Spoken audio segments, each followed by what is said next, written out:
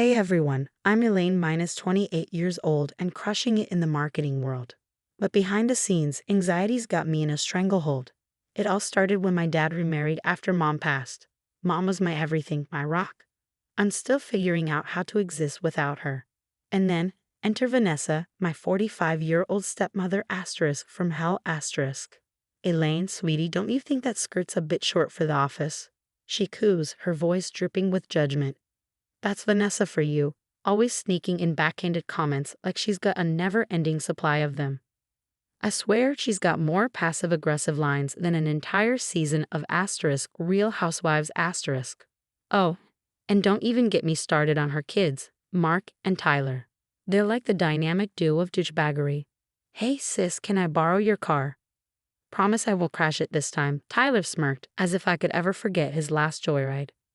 Fat chance, Tyler.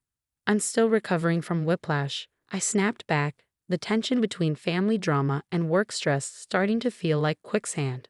That's when I made the best decision of my life. I started therapy. Elaine, have you ever thought about talking to someone? It might help, my boyfriend Jason suggested one night. Jason, he's my rock. And with my best friend Sophia, they're like my personal cheerleading squad. Girl, don't let the Wicked Witch of the West get to you, Sophie said over brunch, ever the motivator. But lately, Vanessa's hit a new level of invasive. She's always lurking, asking me weirdly specific questions about my schedule. Oh, Elaine, another appointment on Thursday. What a shame. I thought we could spend some quality time together, she'd say, voice sugar-coated in fake sweetness. Sometimes I feel like I'm stuck in a live-action soap opera. And now, with the annual family reunion around the corner, the dread is building. It's at my childhood home, which should feel comforting. But with Vanessa running the show, it feels more like stepping into the lion's den. I've planned so many fun activities for the reunion, Vanessa announced at dinner, eyes gleaming. It'll be a weekend to remember. The way she looked at me sent a chill down my spine. Can't wait, I muttered, jabbing at my salad, trying to ignore the growing knot in my stomach. The reunion was looming, and I couldn't shake the feeling that something terrible was about to happen. You okay, babe? Jason asked, sensing my distraction. Yeah, just family stuff, I sighed. If only I knew then what was coming. In the weeks leading up to the reunion, therapy became my lifeline. My sessions with Dr. Foster were helping me untangle my anxiety and family dynamics, until Vanessa became the main topic of conversation. How are things with Vanessa? Dr. Foster asked one day. Still walking on eggshells, I admitted. She's been really interested in my schedule lately. It's starting to creep me out. I didn't realize how right I was to feel uneasy. As the reunion approached, Vanessa's behavior got even stranger. She was always nearby, always listening, with this smug look on her face like she knew something I didn't. The day of the reunion arrived, and the house was chaos. Aunt Karen's loud voice, Uncle Pete's terrible jokes, cousins running wild. It was the usual family circus until I noticed Vanessa huddling in corners, whispering to various relatives. They glance at me, then quickly look away when I caught them staring. Is it just me, or is everyone acting weird? I whispered to Jason. It's not just you, he murmured back, squeezing my hand. Something's definitely up. Dinner came, and the air was thick with tension. Vanessa stood up, tapping her glass with a spoon. Everyone, I have a special presentation tonight, she announced, her smile sickly sweet. My stomach lurched. What was she up to? Vanessa pulled out a laptop and connected it to the TV. I think it's time we all got to know the real Elaine, she said, hitting play. Then I heard it, my voice My private therapy sessions, recorded without my knowledge, echoed through the room. My vulnerable moments, my confessions, my struggles, laid bare for everyone to hear. I feel like I'm constantly walking on eggshells around Vanessa, my voice echoed through the speakers. Sometimes I wonder if Dad even notices how she treats me. I felt the blood drain from my face. How did she get those recordings? How long had Vanessa been spying on me? The room erupted into chaos. Aunt Karen gasped, clutching her pearls dramatically, while Uncle Pete shifted uncomfortably in his seat. My cousins whispered amongst themselves, eyes darting between me and Vanessa. Elaine, how could you say such things? My dad asked, his voice a mix of hurt and disbelief. I couldn't breathe. My chest tightened as if the walls were closing in. The room spun around me. What the hell, Vanessa? Jason stood abruptly, his chair scraping loudly against the floor. This is a massive invasion of privacy. Vanessa just smirked, her lips curling into a self-satisfied smile. I thought the family deserved to know the truth, she said, her voice thick with arrogance. I couldn't take it anymore. Without another word, I bolted from the room, out of the house, gasping for air. Jason and Sophia were right behind me. Elaine, wait. Sophia called out, but I didn't stop until I reached the end of the driveway. My body trembled as the weight of it all hit me. Jason wrapped his arms around me as I collapsed into him, tears streaming down my face. How could she do this? I sobbed into his chest, my heart breaking. She's crossed the line, Sophia said, her voice filled with fury. This isn't just wrong, Elaine. What she did is illegal. Voices echoed from inside the house. Arguments, accusations, confusion. My phone buzzed repeatedly with messages from family members, some offering sympathy, others placing blame. I couldn't face any of them. I can't go back in there, I whispered, barely able to speak. You don't have to, Jason said softly. Let's get out of here. As we drove away, I glanced back at the house, the place that had once been my safe haven. Now it felt tainted, like everything I thought I knew had crumbled beneath me. Betrayed by my own stepmother, humiliated in front of my family, I felt like my world was falling apart.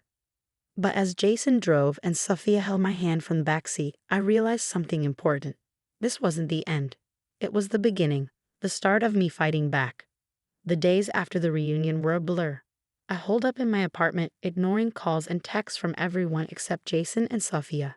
Work? Forget it. I called in sick, too drained to even think about facing the outside world. Elaine, you need to eat something, Jason said gently, placing a plate of toast on my bedside table.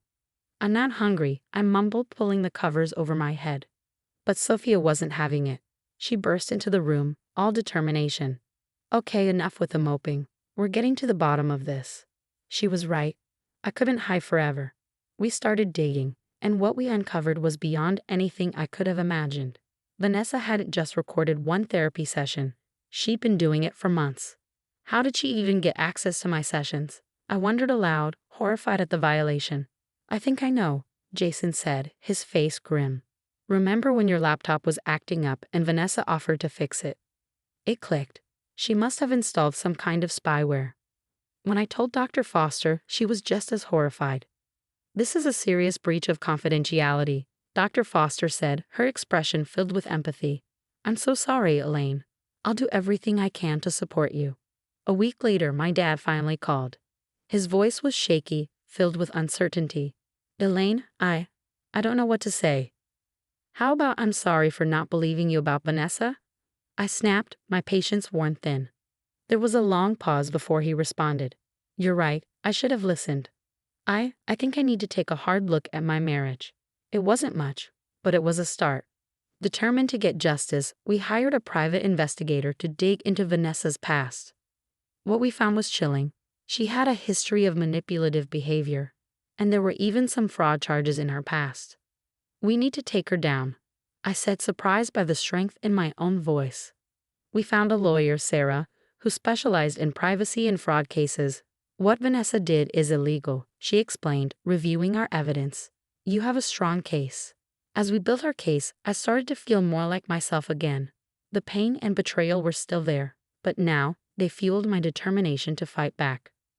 Then an unexpected twist came. Mark, my younger stepbrother, reached out. Elaine, can we talk? His voice was hesitant, almost nervous. We met at a small cafe, away from prying eyes. Mark slid a USB drive across the table. What's this? I asked, confused. It's something you need to see, he said, looking down.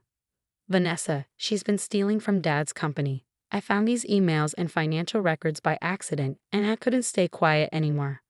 I was floored. This changed everything. Mark, thank you. This could take her down for good. With this new information, our plan expanded.